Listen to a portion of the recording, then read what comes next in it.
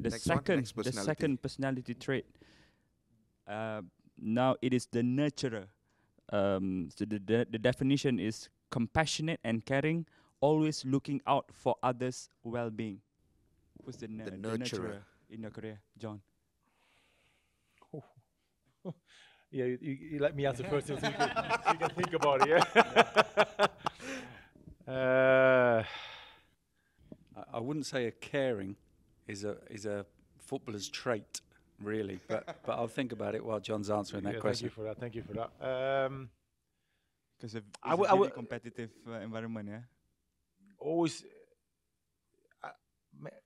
Francesco Totti is a name because even though he was there for his team all the time. For example, in Roma, it's like the fans are very passionate, and if you play bad, the fans are on you. But he was always there. He was going against the coaches, the presidents, for his team.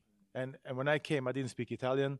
He didn't speak English, so we didn't communicate. But still, he managed to help me out and make sure that the players who come to Rome are taken care of. And he didn't say much or do much, but just he saw it. No matter what, he made sure you were happy, and he got you in touch with people who helped you do certain things. So Totti was very caring that way to make you feel welcome, especially when you're coming from abroad.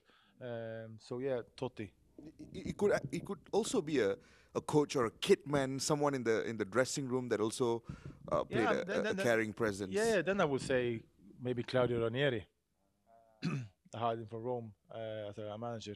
He was really, really, really good with people.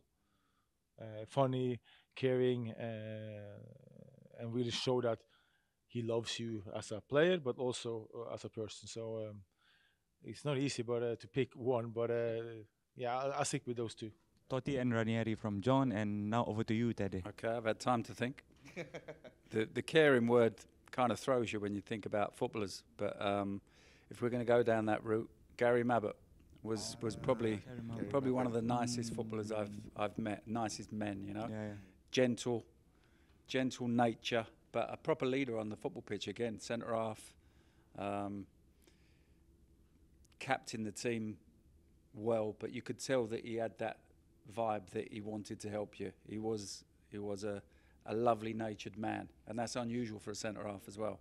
But yeah, got a lovely way about him. And then you mentioned the managers or coaches or whatever. Might surprise you, Sir Alex Ferguson. Is he? Sir Alex Ferguson. Everyone thinks about the hairdryer with Sir Alex, but I've also seen him walking around with his arm around the shoulder, you know, and a player being a bit underconfident, not feeling good about himself, and then him getting the best out of him by the next week, you know, and by his way of feeling for him and understanding what he's going through and loving him to make him come back to the best of, so he can produce his best football. There you go, from Sir Alex's ex-player. Sir Alex has got some love. No, it's incredible, really, right? Because when you think about how competitive football is, how aggressive the sport can be, and in the midst of that environment, when you find an element of someone being caring and nurturing, love. it becomes very apparent and powerful in an environment like that. We are human beings, you know. Even though we have football and we are in the TV and media all the time, we are human beings. We need the same love from people. We give the same love. We have a conference, non-conference. We don't have that best self picture all the time. So we are exactly the same as everybody else. We have the same feelings, but as we are good at something that people love. So people think we are machines. Yeah, you earn a lot of money, you get the media. Yeah, but along with that comes another type of pressure. But you still have kids, mothers, brothers, sisters. So we're all the same. But I think sometimes we are being put in a box that we are robots and machines, that we don't have feelings and we don't care about this. But we cry the same as you guys do, and we feel the same when we watch a love movie or a sad movie, cry as well. So it's the same thing.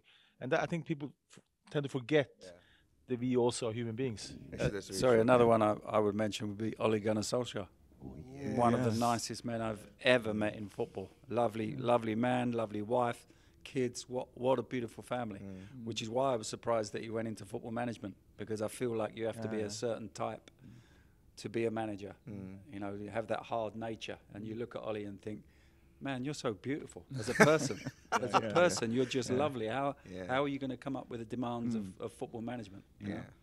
that sort of nastiness that's demanded out of a football manager.